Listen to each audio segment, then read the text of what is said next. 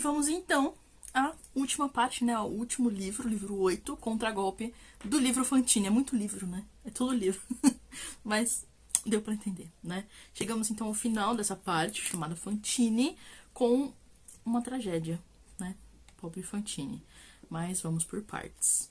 Começamos então um contragolpe com a volta de Jean Valjean para Monte-Sumer, né? Ele chega então lá na cidade e vai direto visitar Fantine no hospital. Então lá ele encontra a irmã Simplice, que fala pra ele que, né, ela melhorou bastante e porque ele está com os cabelos brancos. Essa transformação é muito curiosa. Eu não cheguei a uma conclusão específica porque, né, ele teria ficado com os cabelos todos brancos. Fiquei pensando, talvez por ele ter voltado, né, a ter se tornado de novo Jean Valjean, ele envelheceu tudo isso na viagem. Eu não sei, ficou um pouco no ar. Talvez eu continue pensando sobre isso ao longo do livro. Mas achei curiosa essa transformação, né?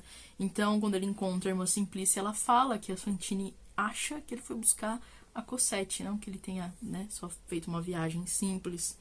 E que por causa disso ela acabou melhorando, né? Então, com medo de que ela piore, eles mantêm a mentira. A Fantine então acorda e ouve uma criança brincando e acha que é a filha dela, que tá lá fora, e que eles não vão deixar ela ver a Cosette, porque a emoção poderia ser demais, né?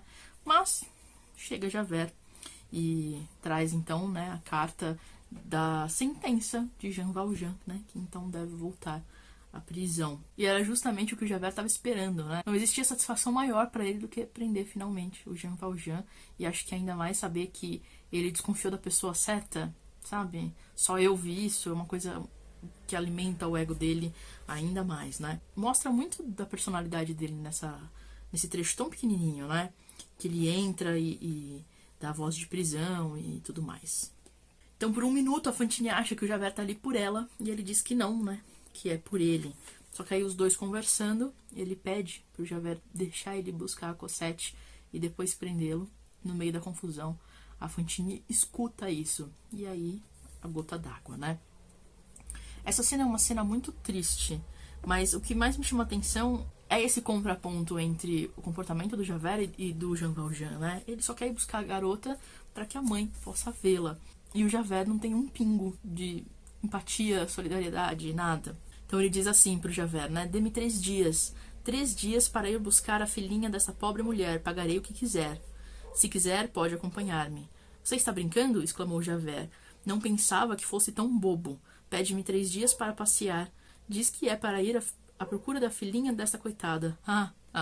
Mas isso é formidável. É formidável. E aí ele expõe o Jean Valjean e diz que ele não é o Sr. Maire, né? Aqui há um assassino, um salteador, um forçado chamado Jean Valjean.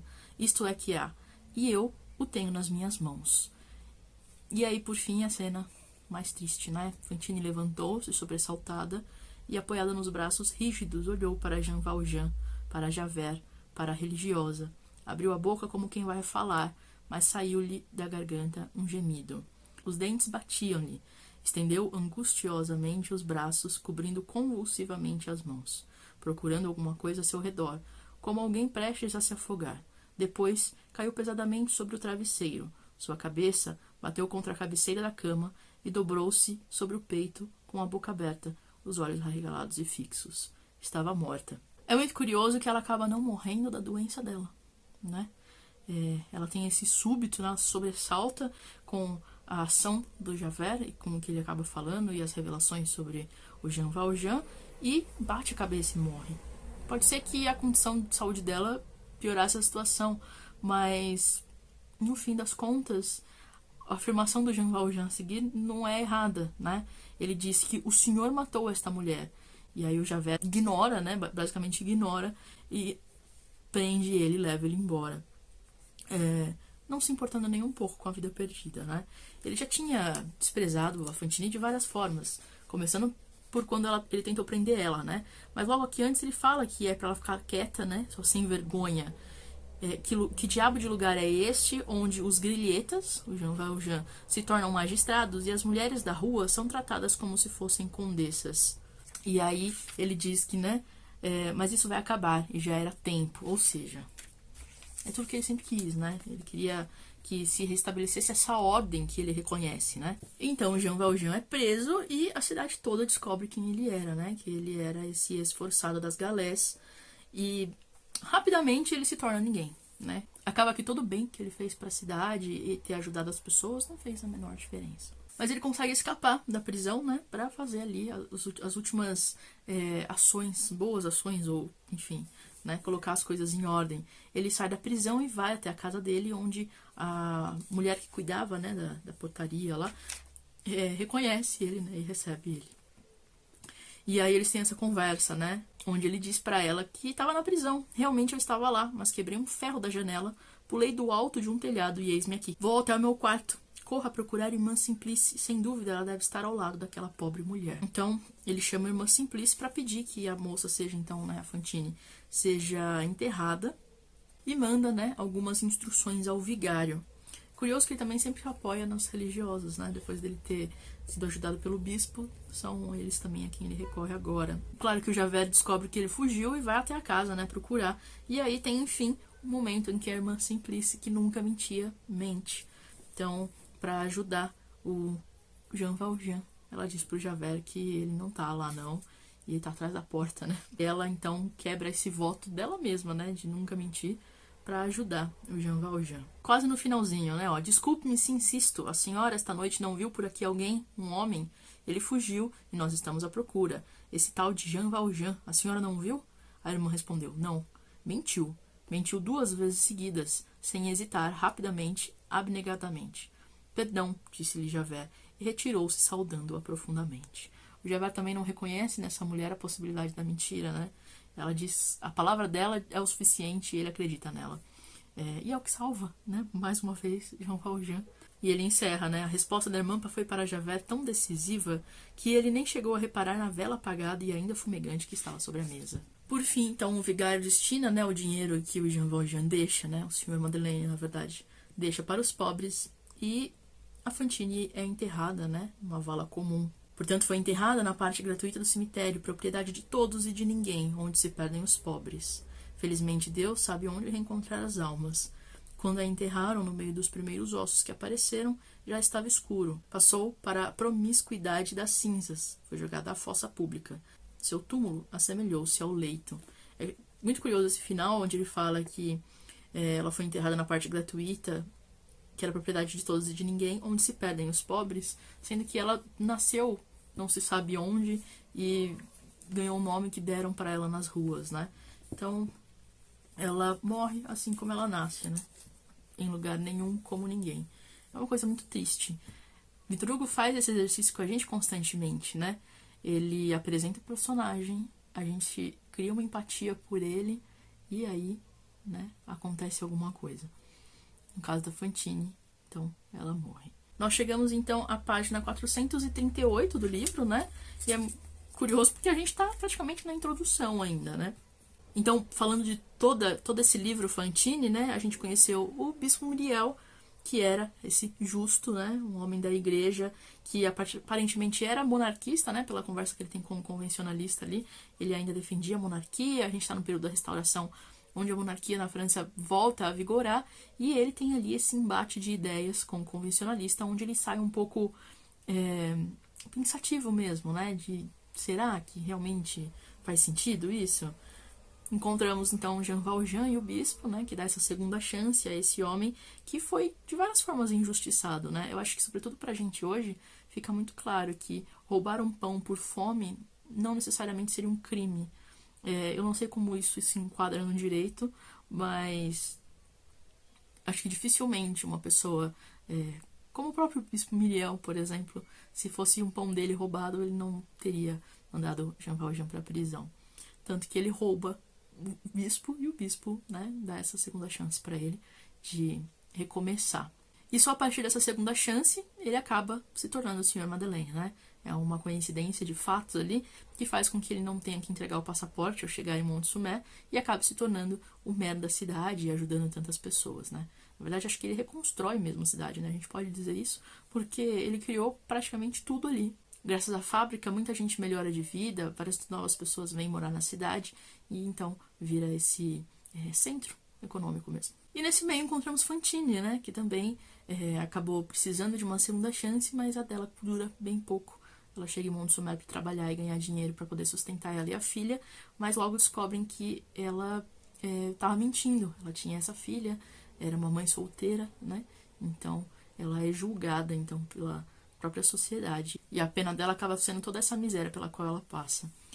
Eu acho muito interessante o Jean Valjean ajudar ela, porque apesar de ter essa coisa de talvez ele tenha ajudado porque a injustiça que ela sofre ao ser demitida é uma injustiça cometida em nome dele. Por mais que não seja ele que demita a Fantine, é em nome dele, né?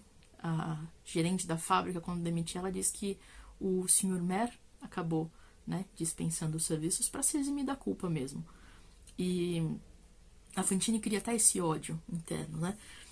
E acaba que não. Ele teria compreendido completamente a situação da Fantine e teria ajudado ela se ela tivesse pedido ajuda. Mas não foi o caso. Então o encontro desses dois personagens, né, um condenado por um crime, condenado pelo Estado, e um condenado pela sociedade, é muito... É um casamento de alguma forma, né? É um encontro de duas pessoas que passam pelas mesmas coisas. A diferença é que essa pena social, né, que a sociedade impõe à Fantine acaba sendo ainda mais, não sei se exigente, talvez mais extrema, né? Custa ela a saúde. Ele ainda sobrevive para poder, né, fazer alguma coisa no dia seguinte. Tanto que ele foge no final, e aí vamos ver o que ele faz, né, nos próximos capítulos. Temos a Cosette, né, que é essa inocente. Ela ainda não é um personagem muito bem desenvolvido, né? Ela tá na trama, mas ela ainda vai surgir. Temos os Thénardier, que é praticamente o mal encarnado, né? Que exploram a Fantine o tempo todo e exploram também Cosette e tentam tirar o máximo possível, né? Explorar o máximo possível das pessoas e das situações que surgem. E Javert, que acaba sendo essa pessoa que muda o destino de Jean Valjean, né? Ele quer muito essa justiça, né? Ele quer que as coisas fiquem na ordem que ele conhece e acaba que ele prende um homem que tinha ajudado muita gente, né?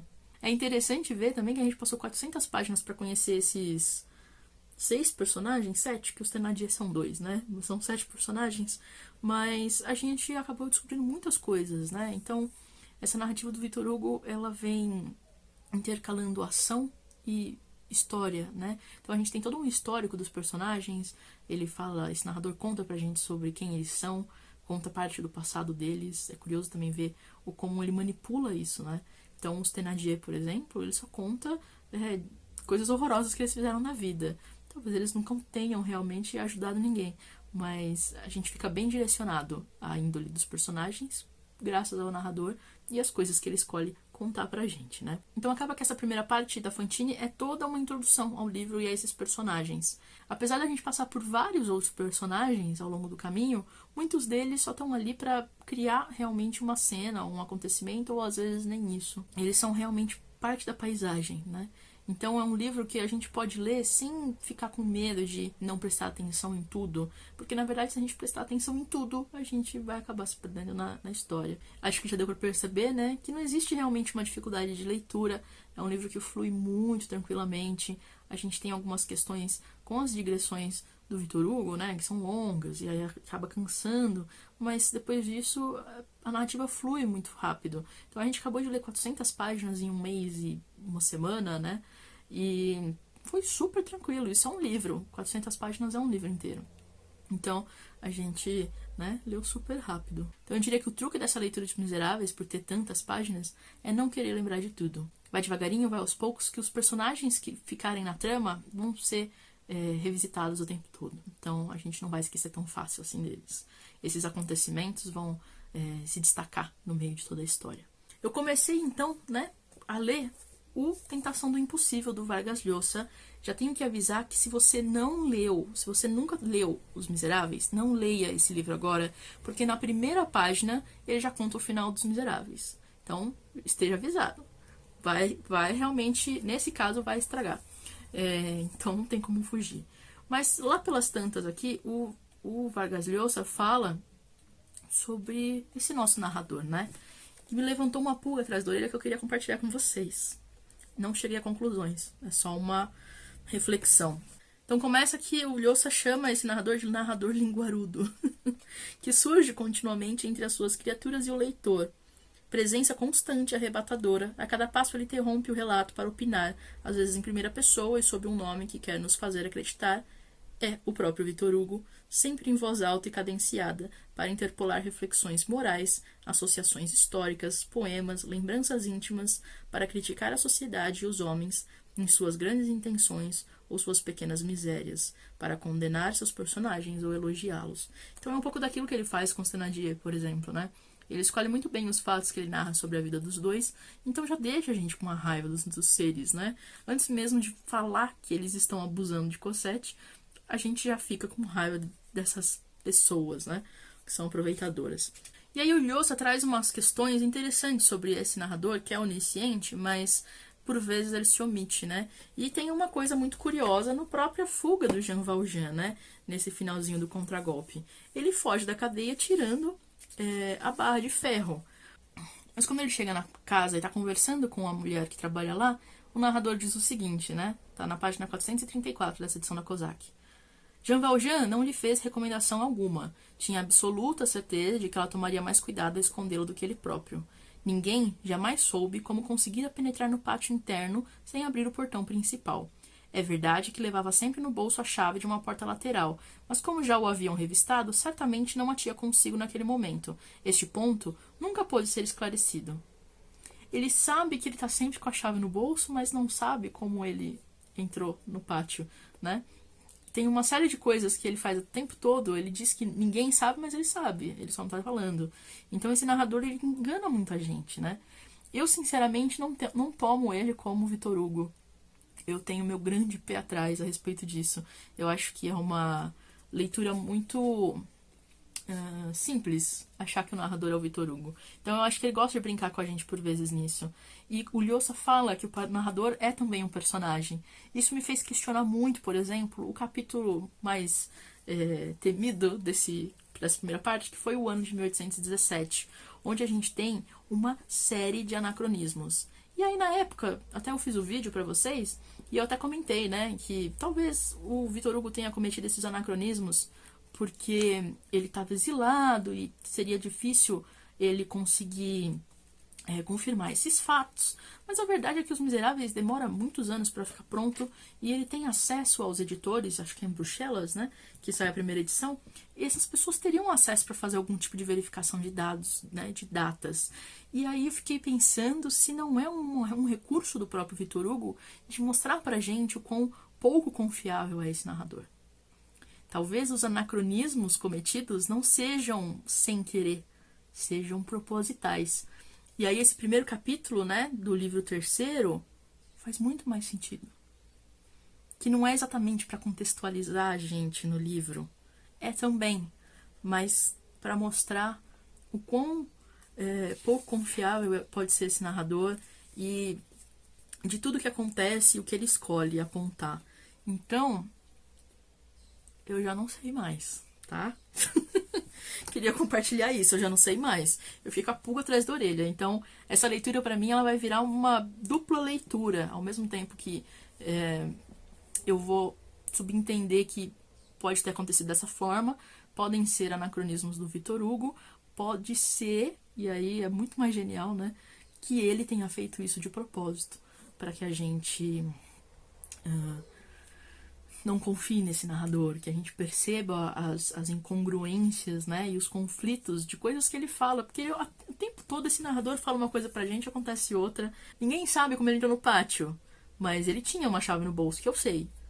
Mas provavelmente ele tenha sido revistado, então talvez ele não esteja com a chave, sabe? Então é uma série de... é um jogo mesmo com as cenas pra fazer com que a gente fique confuso às vezes. Tem coisas aqui que às vezes você fica, nossa, mas sabe? Se a gente começar a pensar no narrador como um personagem fora do livro, não só esse contador de histórias, ele acaba se tornando uma pessoa muito curiosa. Enfim, esse foi o livro Fantine. É só realmente uma introdução aos Miseráveis, muita coisa vai acontecer ainda.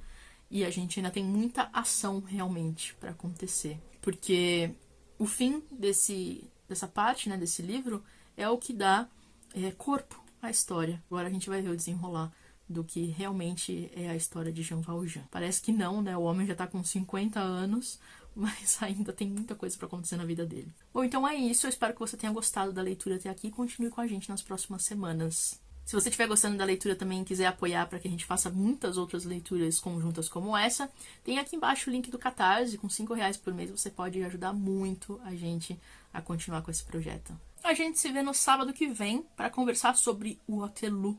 Até lá!